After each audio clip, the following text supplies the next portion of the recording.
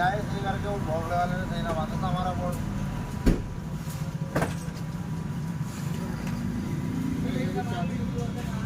सब ज़्यादा लोग देखते